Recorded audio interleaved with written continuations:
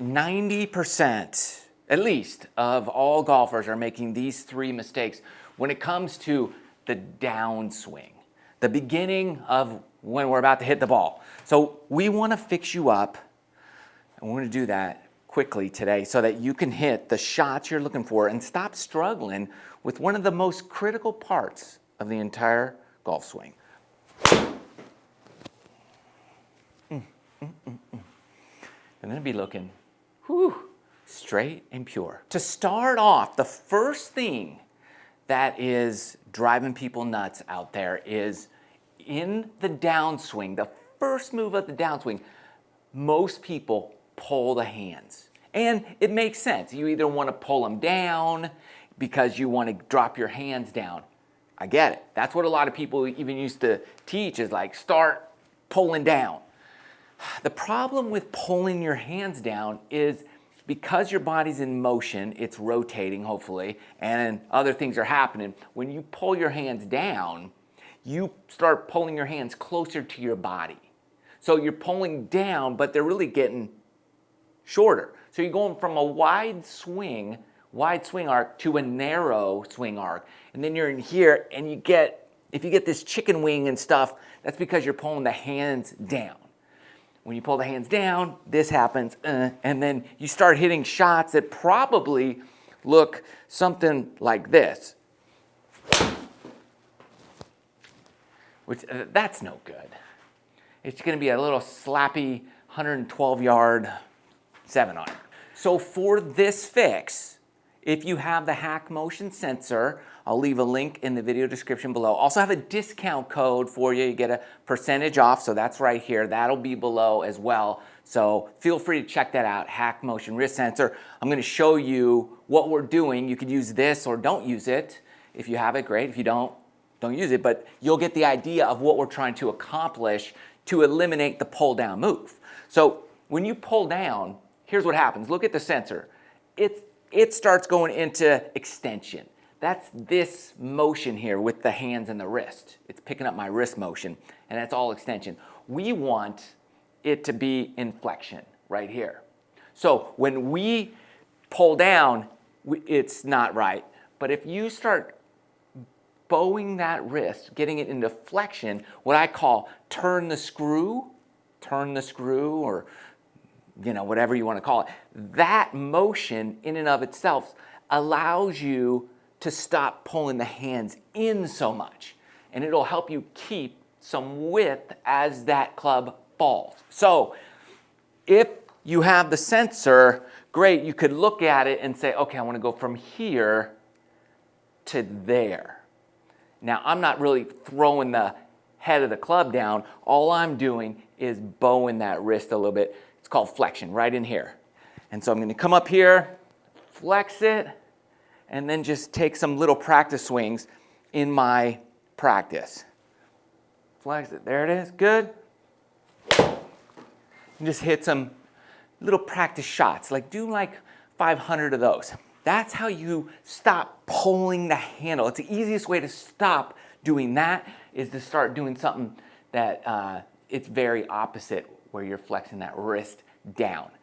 Hack Motion, give them a check out. Moving on to the second piece of the pie. Here's what happens all the time. We take a backswing and we're eager to hit the ball. And most people start lunging forward at the ball like so. And so you come in and you lunge at it. Here's what happens when you lunge at the ball is you can do everything right here, flexion, you're using your sensor. But if you lunge at the ball, this is going to cause this type of shot. Usually a slappy right shot is what we call it. Yeah, there you go. Everything's just going to be out there. And the reason is because you're lunging in, the hands are way too far ahead, and that club face gets wide open, and you just can't do anything with it other than hit it right. So, hey, if you want an anti-left swing, then you're going to do that. But if you do this and pull down at the same time, you're going to flip it into somebody's swimming pool. So on the left, and that's not good either. So here's what you do. You're taking it back. You're going into flexion here. Now, I want you to focus all your efforts now inside of your back foot. I want that knee to start coming down. That's where you see like a Rory McIlroy squat down like this. That's kind of the motion, the movement I want you to feel like. But it's really like instead of this, you're coming down into the ground here. All your energy, all your power, all your ground forces are going straight right here. So if you put that club on your thigh straight down, take it back. That's where I want you to feel like you're shoving like a dagger into the ground right here. That's where you're going. That first part of the backswing, and you're gonna stay on this right foot as long as possible and through impact. Just hold it as long as you can. It's kind of like Mel Gibson in Braveheart. It's like hold, hold, hold. That's you and your mind inside of this back leg moving into the ball. Hold as long as you can. Like those horses are charging and you're just hold, hold, hold. Okay? You do that, it will start coming together. It'll be different. You'll start making a different sound when you hit the ball, and then we can move into the final piece of the puzzle. And that is this right here. Oh, make sure, if you haven't done so already, please subscribe to the channel.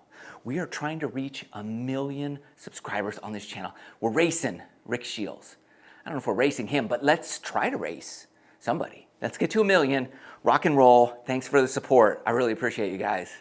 You guys are awesome. So let's subscribe so we can get there. Make some noise in the subscription world. Here we go. All right, last piece. Now, you've stopped pulling. You're no longer pulling. You're dropping, you're flexing, you're in here, you're in here. Here's what a lot of people say, is they want you to throw the butt of the club at the ball right here. I say don't do that. Here's what happens. Look, when you start throwing the butt of the club at the ball, it sounds good because it looks good and it's on plane. Like, that's cool. But by the time the club gets there, like, it's way outside here and you're hitting this, like, your giant slice ball. And it's going to look something like this, throwing that at the,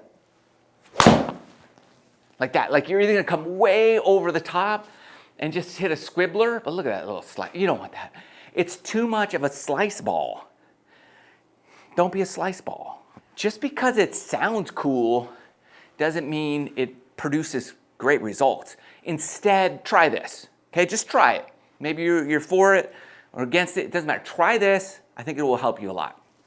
You've already done one, you're in here. I want the handle. Here's the handle. Okay? Instead of firing it at the ball, drop the handle into your right pocket.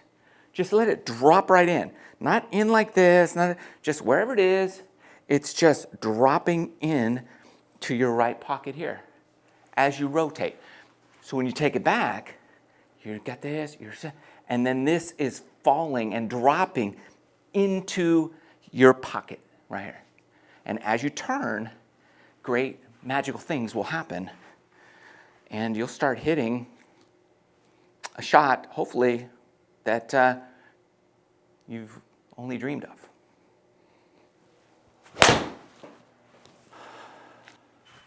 There it is. It was a 6-foot fade. That's what we want. Pure. Give it a try. Give it a check out. Work on your downswing. Thanks for watching. Love you guys. See you next time.